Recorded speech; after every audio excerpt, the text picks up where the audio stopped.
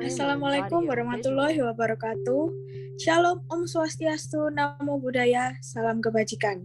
Pada pertemuan kali ini, kami dari kelompok 1 akan membahas lembaga-lembaga khusus yang ada di Indonesia. Pada kali ini, tema pembahasan kami adalah KPK. Berikut penjelasan yang akan dijelaskan oleh anggota kelompok-kelompok kami beserta penjelasannya. Mari kita simak bersama-sama. Dasar hukum lembaga KPK. Tugas KPK dijalankan berdasarkan dasar hukum yang jelas. Berdasarkan keterangan di KPK, berikut sederet dasar hukum yang berhubungan dengan KPK. Pembentukan KPK merupakan amanat Undang-Undang 31/1999, di mana dalam penjelasan umumnya disebutkan sebagai berikut. Undang-undang ini juga mengamanatkan pembentukan Komisi Pemberantasan Tindak Pidana Korupsi yang akan diatur dalam undang-undang tersendiri dalam jangka waktu paling lambat 2 tahun sejak undang-undang ini diundangkan. Kemudian, amanat tersebut diwujudkan melalui Undang-Undang 30/2002 yang mengatur secara khusus tentang KPK. Selain itu, KPK termasuk dalam badan-badan lain yang berkaitan dengan kekuasaan kehakiman. Hal ini berdasarkan ketentuan pasal 24 ayat 3 Undang-Undang Dasar 1945 yang berbunyi, badan-badan lain yang fungsinya berkaitan dengan kekuasaan kehakiman diatur dalam undang-undang.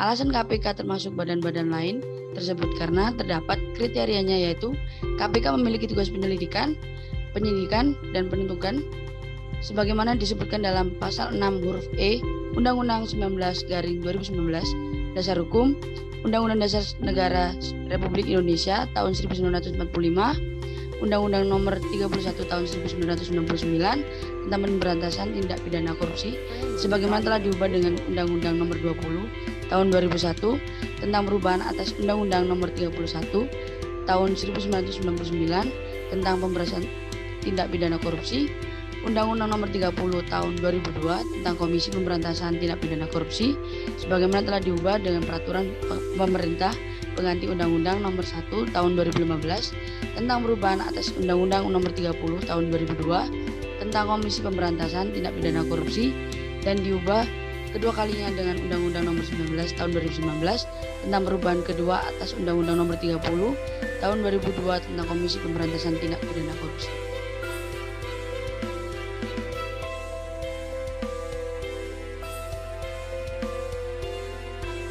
Udah. Baik, selanjutnya akan dilanjutkan oleh penjelasan berikutnya. Silahkan. Tugas KPK. Yang pertama, tindakan pencegahan sehingga tidak terjadi tindak pidana korupsi. Yang kedua, koordinasi dengan instansi yang berwenang melaksanakan pemberantasan tindak pidana korupsi dan instansi yang bertugas melaksanakan pelayanan publik. Yang ketiga, melakukan monitor terhadap penyelenggaraan pemerintahan negara. Yang keempat, supervisi terhadap instansi yang berwenang melaksanakan pemberantasan tindak pidana korupsi. Yang kelima, melakukan penyelidikan, penyidikan, dan penuntutan terhadap tindak pidana korupsi. Yang keenam, melakukan tindakan untuk melaksanakan penetapan hakim dan putusan pengadilan yang telah mendapatkan kekuatan hukum tetap.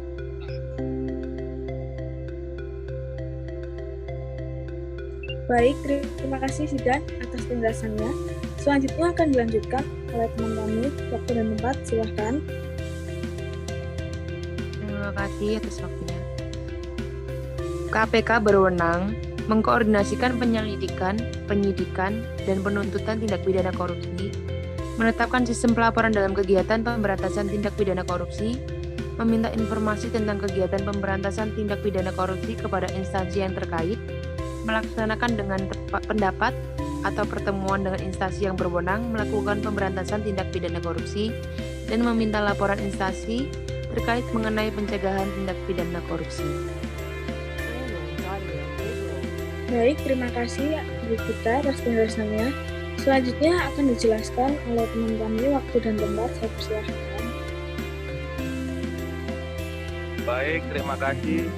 Komisi Pemberantasan Korupsi menetapkan tersangka baru kasus dugaan tersangka baru suap pengajuan dana pemulihan ekonomi nasional PEN daerah tahun 2021. Penetapan tersangka ini merupakan pengembangan kasus dugaan suap pengajuan pinjaman dana PEN daerah tahun 2021 untuk Kabupaten Kolaka Timur. Dalam perkara ini, KPK menetapkan mantan Direktur Jenderal Dirjen Bina Keuangan Daerah, Bina Keuangan Daerah, Garuda, Kementerian Dalam Negeri, Kemendagri, Muhammad Andrian Noervianto, Bupati Nonaktif Kolaka Timur Andi Maria Nur, dan Kepala Dinas Lingkungan Hidup Kolaka Timur Laude Muhammad Syukur sebagai tersangka. Perkara ini diungkap penyidik KPK saat melakukan pengusutan kasus dugaan suap terkait pengadaan barang dan jasa di lingkungan pemerintahan Kabupaten Kolaka Timur tahun 2021. Baik, terima kasih Zidan. Lalu penjelasan terakhir akan dijelaskan oleh Rio.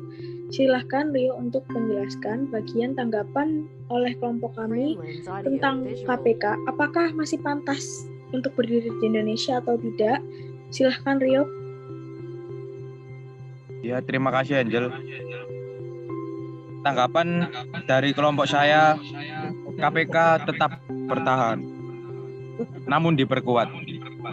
Terima kasih. Kalau boleh sedikit saya tambahkan, KPK merupakan badan resmi yang dikelola oleh negara dengan tujuan untuk memberantas tindak pidana korupsi yang seringkali dilakukan oleh pejabat-pejabat, yang tentunya membuat geram masyarakat mengapa tidak dijatuhkan hukuman pidana yang maksimal. Hal ini patut untuk dipertanyakan, apakah KPK masih pantas? Dan jawabannya adalah pantas dan harus.